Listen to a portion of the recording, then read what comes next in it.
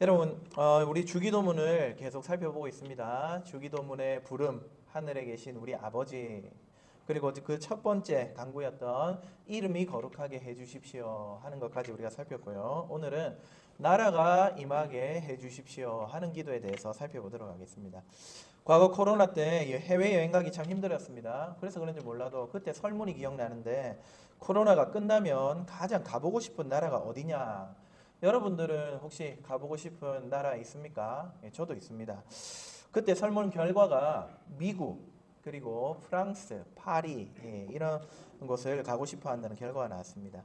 저도 이상하게 미국은 꼭 한번 가보고 싶어요. 심정적으로 미국 되게 가깝잖아요. 영화도 많이 보고 드라마도 보고, 또 제가 학교 다닐 때 공부할 때 대부분의 학자들이 미국 사람들이었기 때문에 미국이 되게 친숙하게 느껴집니다. 근데 요즘은 반대로 K컬처가 유행이죠.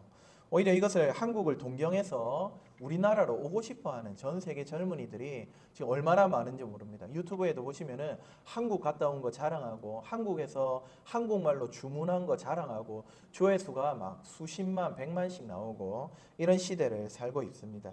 세상이 많이 변했습니다. 어쨌든 더 좋은 환경, 새로운 선진 문화, 또 더 큰 평화가 있는 나라를 꿈꾸는 것은 일견 당연해 보입니다. 그런데 오늘 예수님은요, 우리에게 기도 제목으로 삼으면서까지 사모해야 하는 나라가 있다고 가르쳐 주십니다. 나라가 임하시오며 이렇게 기도하라고 하셨는데, 나라가 임하게, 어떤 나라가 임하게 하라는 거겠습니까? 당연히 미국은 아니고요, 바로 하나님의 나라입니다.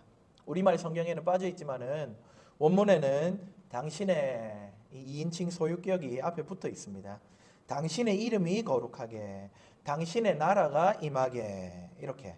오늘 우리에게 구하도록 명하신 나라는 당신의 나라, 곧 하나님의 나라입니다. 여러분, 하나님의 나라가 오기를 우리가 구해야 한다면은 먼저 그 나라가 어떤 나라인지를 알아야 구하지 않겠습니까? 그래서 오늘은 성경 전체를 관통하는 이 주제, 하나님의 나라가 무엇인지를 먼저 한번 살펴보도록 하겠습니다. 그리고 이어서 그 나라가 어떻게 우리의 삶에 임하여야 할지를 생각하고 간구할 수 있는 그런 시간이 되기를 주님의 이름으로 축복합니다. 먼저 하나님의 나라가 무엇인지 살펴봅시다. 여러분, 우리가 나라, 국가라고 하면은 흔히 국민, 주권, 영토, 이 세 가지 요소를 떠올립니다. 대한민국은 주권이 국민에게 있는 민주주의 국가죠. 하지만 성경이 말하는 하나님의 나라, 이것은요, 국가가 아니고 왕국입니다. 가장 중요한 핵심, 주권, 즉 다스림이 임금에게 있는 나라를 뜻하는 것이죠. 하나님의 나라이니까 주권이 하나님께 있는 나라, 하나님이 왕이신 나라입니다. 하나님의 통치가 있는 곳, 그곳이 하나님의 나라라고 말할 수 있습니다. 여러분, 신약 성경을 열기 전까지요, 하나님의 나라라는 단어는요, 성경에 등장하지를 않습니다. 구약에는 이 단어가 없다는 말입니다. 하지만 단어가 없다고 해서 사상까지 없는 것은 아닙니다. 구약 성경 전체가 실은 하나님이 왕으로서 다스리신다라고 하는 하나님 나라 사상으로 가득 차 있습니다. 이것은요, 성경 첫 장부터 그렇습니다.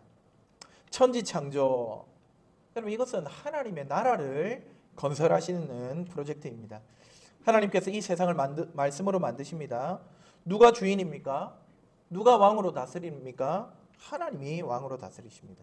하나님께서 온 세상을 만드시고 당신의 뜻대로 다스리겠다는 선포가 바로 천지창조 이야기입니다.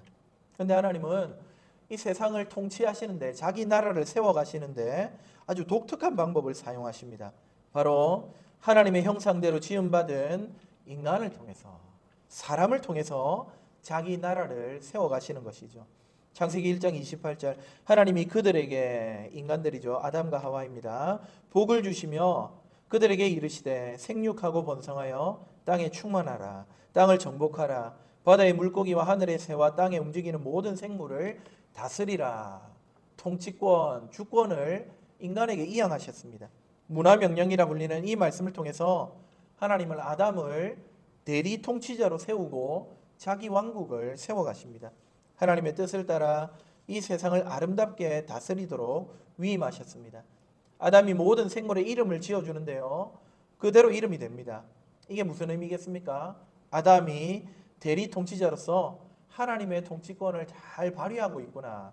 온 세상이 그에게 잘 순종하고 있구나. 하나님의 나라가 순적하게 세워져 가고 있구나라는 것을 볼 수 있습니다. 하나님의 다스림 아래 인간이 대신 통치하며 모든 것이 완벽한 조화를 이루는 에덴의 모습, 그것이 바로 하나님 나라의 모습입니다. 자, 그러나 완벽했던 이 나라에 문제가 생겼습니다. 대리 통치자였던 아담이 스스로 왕이 되려고 한 것입니다. 왕이 되겠다는 시도. 여러분, 이게 바로 타락의 핵심입니다. 죄의 본질은요, 단순하게 거짓말을 했다 안 했다, 물건을 훔쳤다 안 훔쳤다, 윤리적인 문제 정도가 아닙니다. 바로 하나님을 무시하고 내가 주인이 되겠다, 내가 왕이 되겠다, 내가 임금이 되겠다, 이 교만이 핵심입니다. 그 결과 왕이신 하나님의 그 생명과 자유가 흐르던 나라는요, 죄와 죽음이 통치하는 나라로 변해버렸습니다. 사탄이 달콤한 말로 유혹했습니다. 네 삶의 주인은 너 아니야? 네 마음대로 살아도 돼. 너는 하나님처럼 될 거야. 하나님의 통치가 사라진 세상은 고난과 불안과 질병과 다툼과 죽음의 그림자로 가득 차게 되었습니다. 감기 들면 콧물이 나고 목이 따갑듯이 사망 가운데 있는 이 세상은요, 고난이라는 증상을 겪습니다. 몸이 병들고 쇠약해지고 심지어 육신이 죽습니다. 예상하지 못한 지변과 사고가 처처에 넘쳐납니다. 사람의 마음이 불안하고 관계가 삐걱거리며 사회적인 부조리와 정치적인 압제, 빈곤, 전쟁, 테러, 자연재해, 무수한 고난에 우리는 직면합니다. 이 모든 것들이 사망의 증상들입니다. 하지만 사람들은 그런 고난을 매일 경험하면서도 그 모든 것이 하나님의 다스림, 하나님의 통치, 그 나라를 떠났기 때문이라는 인식이 없어요. 현실 깊숙이 들어와서 우리를 눈물 짓게 하는 사막의 위력, 고통의 칼날을 직접 겪으면서도 하나님이 다시 다스려 주십시오, 하나님이 임금 되시는 생명의 나라가 필요하다고 그분께 매달리지를 않습니다. 하나님의 다스림이 사라진 세상, 하나님 나라 밖의 삶은 죽음과 비참함 그 자체로 변해버린 것이죠. 자, 그렇지만 하나님은 자기 나라를 포기하지 않으십니다. 아담이 반역했던 바로 그 자리에서부터 하나님 나라 회복 프로젝트를 시작하십니다. 창세기 3장 15절, 여자의 후손을 통해 뱀의 머리를 상하게 하실 것이다. 첫 번째 복음의 약속을 주셨습니다. 그리고 그 약속의 후손이 올 민족으로 이스라엘을 선택하셨습니다. 이스라엘 가운데서 하나님은 이 뱀의 머리를 깨부수고 하나님의 나라를 회복시킬 그 한 사람을 보낼 계획을 갖고 계셨던 것이죠. 하나님은요, 그 이스라엘 민족이 이 땅에서 하나님의 통치, 하나님의 나라를 보여주는 샘플 나라가 되기를, 모델 하우스가 되기를 기대하셨습니다. 세상 모든 나라가 자기 마음대로 살아갈 때, 자기 뜻대로 자기가 임금되어서 살아갈 때 이스라엘만큼은 하나님의 법도를, 임금이신 하나님의 뜻을 따르며 하나님의 통치가 얼마나 선하고 아름다운지를 증거하는 나라가 되기를 원하셨습니다. 하지만 이스라엘 역시 실패하고 맙니다. 그들은 하나님의 다스림보다 세상 나라처럼 강한 군사력과 부유함을 원했습니다. 이를 위해 하나님보다 바알과 아세라를 쫓아 섬기기도 했습니다. 그렇게 이스라엘은 실패하고 결국 열강의 포로가 되고 맙니다. 여러분, 이스라엘의 실패, 이것은요, 이 사람의 힘으로는 결코 하나님의 나라를 다시 세울 수가 없구나 하는 것을 우리에게 똑똑히 보여주었습니다. 자, 그렇게 이스라엘이 실패했을 때 하나님은요, 이제 드디어 그 나라를 이루시기 위해 자기가 친히 일하기 시작하십니다. 바로 약속하셨던 그 후손, 진정한 왕이신 예수님을, 자기 아들을 이 땅에 보내기로 일하시는 겁니다. 예수님은 자기 뜻이 아니라 왕이신 하나님의 뜻에 철저하게 순종하셨습니다. 여러분, 세상 나라가 왜 무너졌습니까? 왜 하나님의 나라에서 이 밖으로 떨어져 나갑니까? 왕이신 하나님의 말씀에 그 명령에 순종하지 않는 자기 나라를 세워갔기 때문인데, 예수님은 오셔서 그 세상 나라와 정반대로 아버지의 뜻을 행하는 것이 내 양식이다. 아버지가 죽으라면 죽는 자리에까지 내려가는 진정한 순종의 모습을 보여주신 것입니다. 적어도 예수님 한 분 안에서는 하나님의 통치, 하나님의 나라가 완전하게 세워지고 있었던 것이죠. 예수님은 공생애를 시작하시면서 회개하라, 천국이 가까이 왔다. 천국, 하늘나라, 하늘은 하나님 계신 곳이죠. 하나님의 나라, 회개하라, 하나님의 나라가 가까이 왔다. 이렇게 선포하셨습니다. 이 말씀은 앞으로 하나님의 나라가 올 거니까 준비하라. 여러분, 그 말이 아닙니다. 문자적으로 표면만 보면 그렇지만 그런 뜻이 아니고, 예수님이 지금 하나님의 나라를 들고 왔기 때문에 천국이 이미 너희 곁에 있으니까 그 나라를 누릴 수 있도록 너희들은 준비하라. 천국은 이미 왔다. 하나님의 나라를 내가 세웠다. 말씀하고 계시는 것이죠. 예수님은 십자가에서 우리의 죄, 곧 하나님을 대적하여 반역했던 그 죄의 값을 대신 치르심으로써 하나님의 통치를 온전하게 회복하셨습니다. 예수님이 오신 것도 하나님의 나라가 세워지는 것이었지만, 예수님이 십자가를 지실 때 하나님의 통치가 완전히 회복이 되었던 것입니다. 그리고 부활을 통해서 사탄의 권세를 깨뜨리시고, 누구든지 예수 믿는 자는 죄와 사망의 나라에서 벗어나 하나님의 나라에 들어갈 수 있는 길을 활짝 열어주신 것입니다.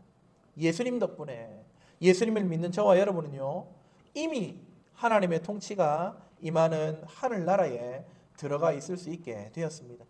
하나님의 나라, 하늘나라, 천국이 우리에게 이미 주어진 것입니다.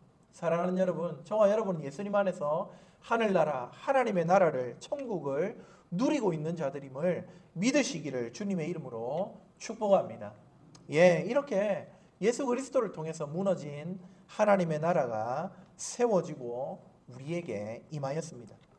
자, 그렇다면은 그런 하나님의 나라가 이미 우리에게 임하여 있는데 왜 예수님은 지금 나라가 임하게 해주십시오, 나라가 세워지게 해주십시오, 기도하라고 하시느냐, 이 말이죠. 그 이유는요, 여러분, 그 나라는 이미 건설되었습니다. 이미 시작되었습니다. 하지만 아직 완성된 것은 아니기 때문입니다.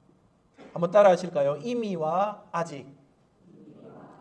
이미 하나님의 나라가, 천국이 저와 여러분에게 주어졌지만 완전히 우리 가운데 이루어진 것은 아닙니다. 그래서 주님은요, 아직 완성되지 않은 그 나라를 이 땅 가운데 건설하고 우리가 누리게 하시기 위하여서 우리로 하여금 기도하라고 한 것입니다. 이미 시작된 그 나라가 나의 삶과 우리 교회와 온 세상 가운데 더 분명하게 드러나고 확장하게 해달라고 그렇게 부탁하신 것이죠. 여러분, 10월 종교개혁 기념달인데요, 그 유산인 하이델베르크 유리문답은요, 이런 하나님의 나라가 이루어지게 해주십시오 라는 기도를 세 가지 차원에서 이해하고 기도해야 된다고 우리에게 가르쳐 줬습니다. 첫 번째 차원은요, 바로 나에게 하나님의 나라가 임하도록, 이미 임한 나라가 더 왕성하게 세워지도록 구해야 한다고 가르치고 있습니다. 가장 먼저 하나님의 나라는 여러분 영혼에, 여러분의 삶 가운데 임해야 합니다. 요리문답은 이렇게 기도하라고 가르칩니다. 주님의 말씀과 성령으로 우리를 통치하셔서, 하나님이 통치하시면 하나님의 나라가 임하는 것이죠. 주님이 통치하시사 우리가 점점 더 주님께 순종하게 하옵소서. 여러분, 하나님의 나라는요, 천국은요, 눈에 보이는 어떤 영토가 아니라 저와 여러분 안에 먼저 이루어져야 합니다.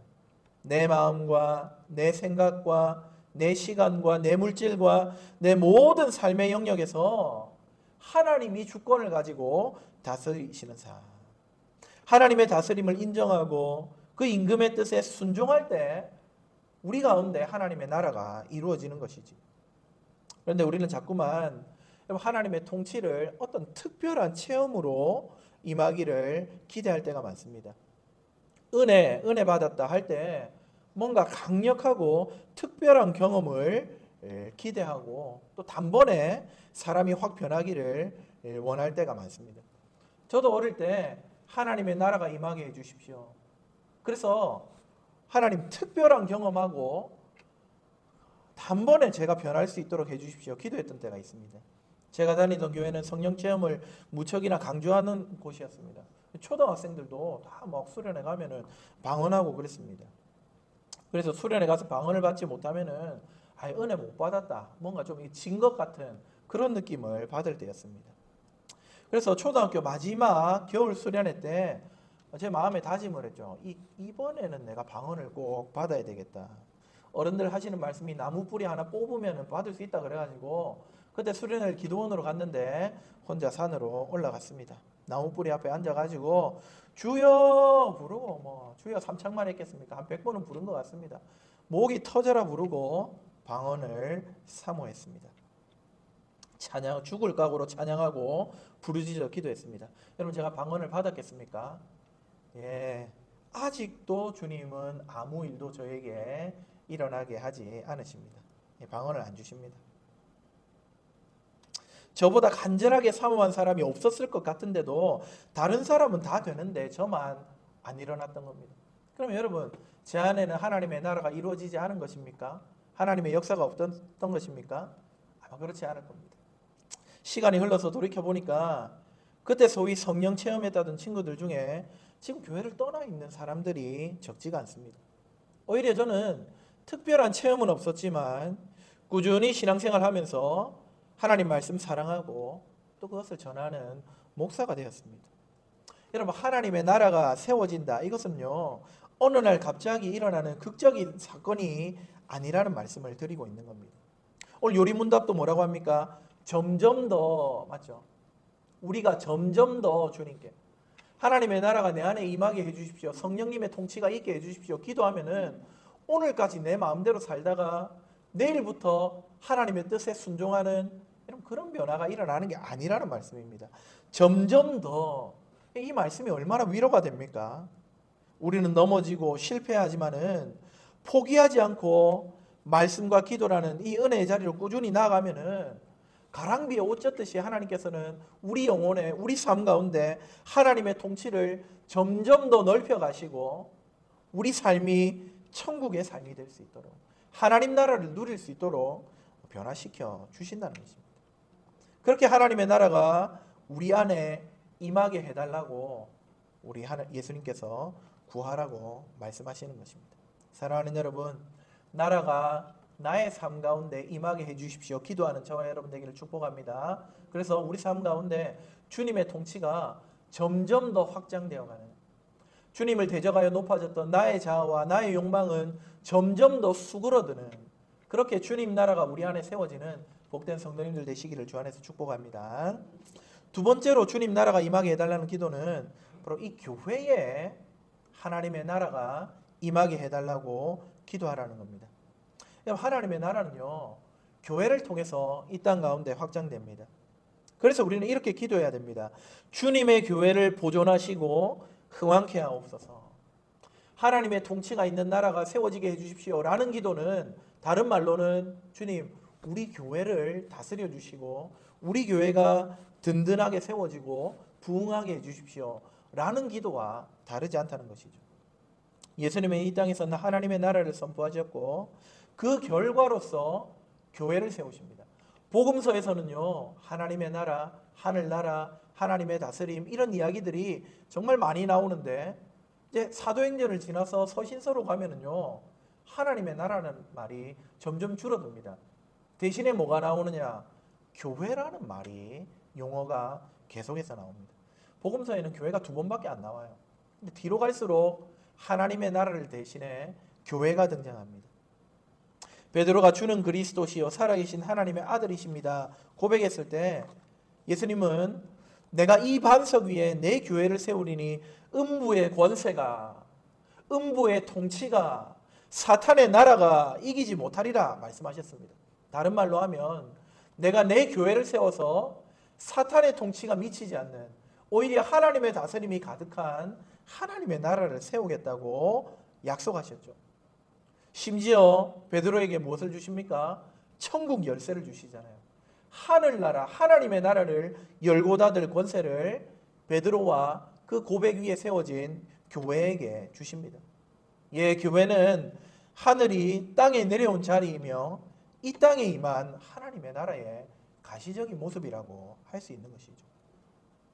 그러면 어떤 분들은 사실 믿지 않는 사람들 가운데서는 콧방귀 낄 수도 있습니다. 교회가 천국이라고?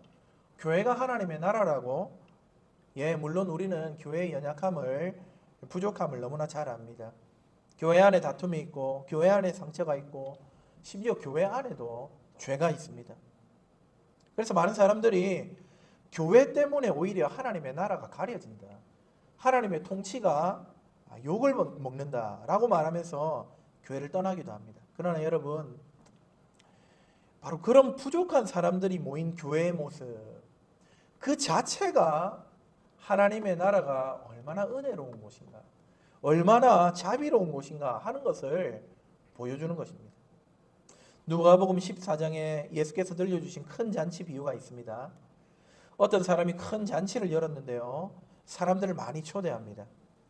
그런데 초대받은 사람들이요, 하나같이 나는 밭을 샀다, 나는 소를 시험하러 가야 된다, 나는 장가 들었다 핑계대면서 이 나라의, 이 잔치에 초대를 전부 거절합니다.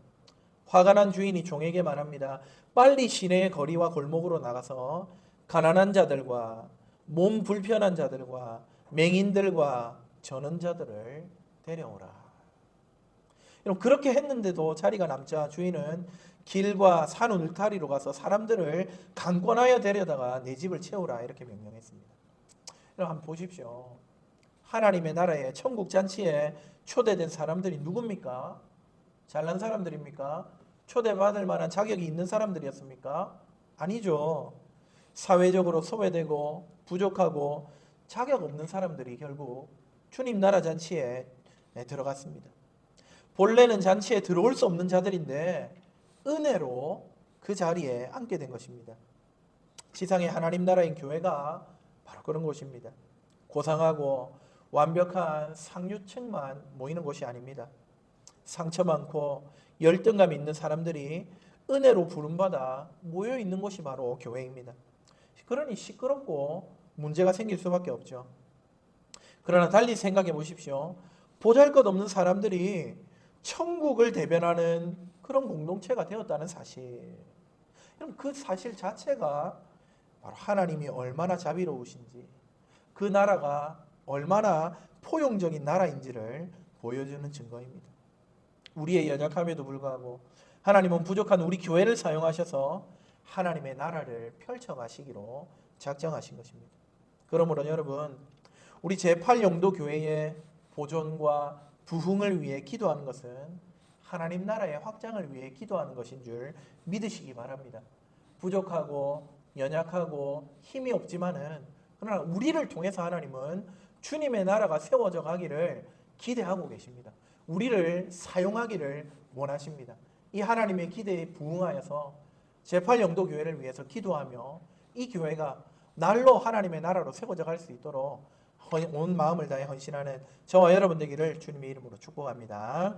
마지막 세 번째로 하나님의 나라가 온 세상에 임하도록 우리는 기도해야 됩니다.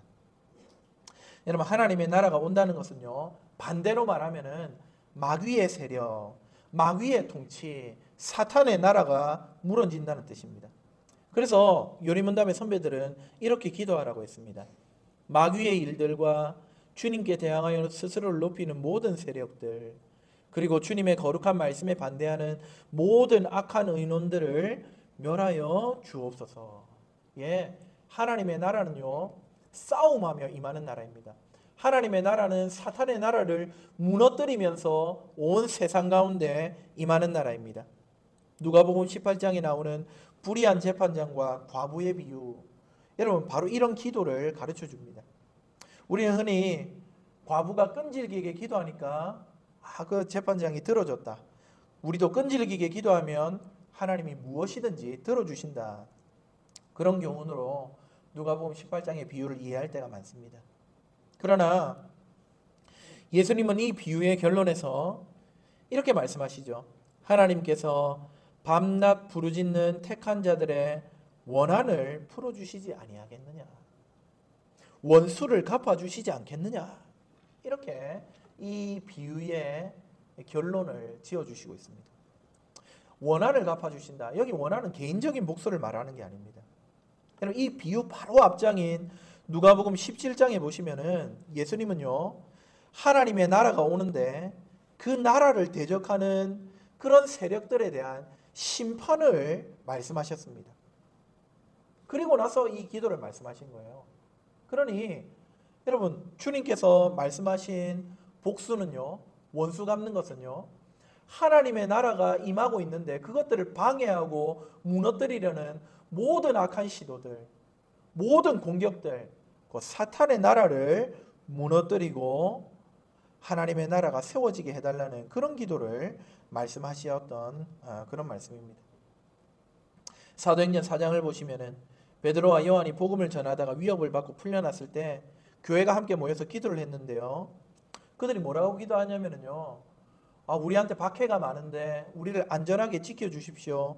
이렇게 기도하지 않습니다. 오히려 종들로 하여금 담대히 하나님의 말씀을 전하게 하여 주시오며 손을 내밀어 병을 낫게 하시고 표적과 기사가 거룩한 종 예수의 이름으로 이루어지게 하옵소서. 박해 속에서도 하나님의 나라가 멈추지 않고 오히려 세상의 모든 고난과 또 주님 나라를 대적하는 세력들이 박살나고 주님의 뜻이 복음이 증거되게 해달라고, 하나님의 나라가 확장되게 해달라고 기도하며 나갔던 것입니다. 예, 하나님의 나라가 임하시오며 라는 기도는 바로 이런 전투적인 기도입니다. 우리 가정과 우리 사회를, 온 열방을 병들게 하는 모든 악한 문화와 또 가치관들, 불의와 거짓들, 음란과 탐욕의 세력들, 그것들이 더 이상 세상을 지배하지 못하고 진멸되기를 기도하는 것, 그것이 하나님의 나라를 세워가는 기도입니다. 예, 이 기도는요, 주님이 다시 오실 때 우리 눈물 닦아주실 것이고 사탄의 모든 권세를 멸하실 것이고 마침내 당신의 나라를 완성하실 그날을 바라보는 소망의 기도입니다. 사랑하는 여러분, 주님의 나라가 온 땅 가운데 임하게 해주십시오. 사탄의 나라가 무너지게 해주십시오. 기도하면서 주님의 통치가 저와 여러분의 삶과 교회뿐만 아니라 이 악한 세상 가운데서도 임하여 주님의 통치, 주님의 나라, 천국을 세상 열방이 맛보는 그날이 올 수 있기를 주님의 이름으로 축복합니다. 말씀을 맺겠습니다. 사랑하는 여러분, 나라가 임하시오며 라는 기도는요, 어떤 여러 가지 기도 제목 가운데 하나가 되어서는 안 됩니다. 이것은 우리 신앙과 삶의 목표입니다. 하나님의 나라, 예수께서 십자가 지시고 부활하시면서 그 나라를 우리에게 선물해 주셨습니다. 이미 주신 그 나라가 더욱 왕성하도록 기도합시다. 우리의 삶 가운데, 우리 교회 안에, 그리고 온 땅 위에 하나님의 통치가 임하여서 그 나라의 의와 평강과 희락을 풍성히 누리는 저와 여러분 다 되시기를 주님의 이름으로 축원합니다. 아멘.